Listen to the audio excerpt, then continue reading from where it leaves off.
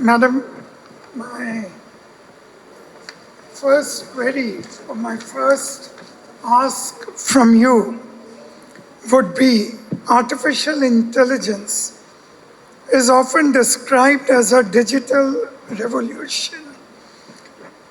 Why do you believe it is equally an infrastructure transformation, and what does that mean for governments and policymakers, which you have been in the past?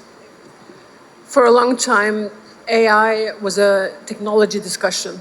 But as we have seen today in the earlier discussions, more and more the focus has also shifted towards infrastructure.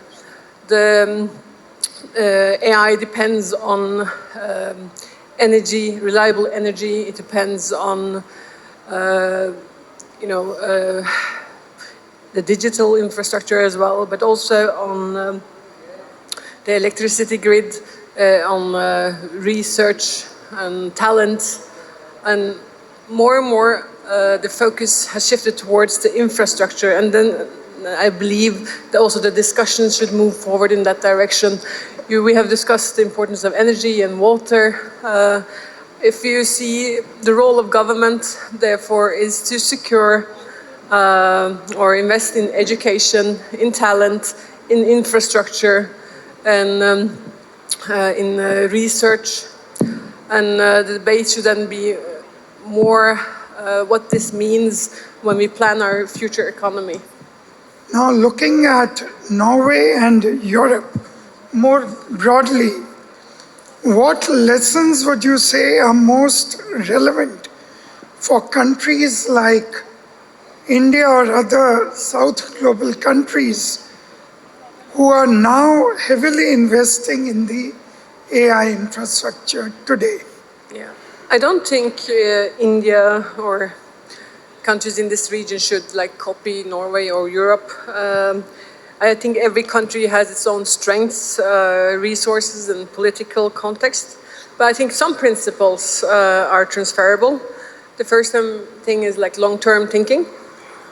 Then it's infrastructure, education, and research takes time to build and requires consistency beyond political cycles. But the second also is trust. In Norway, we have a high trust in the society in between the different, both public authorities, businesses, universities, research institutions, and the public.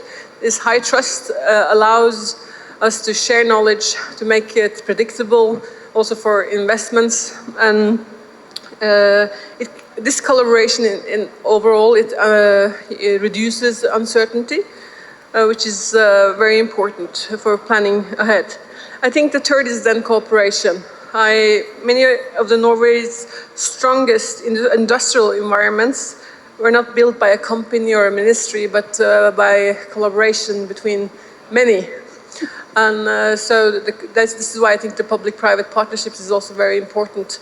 As long as you have, if everyone gets aligned on where we're headed, then it's much more easier to build something that will also be, competitive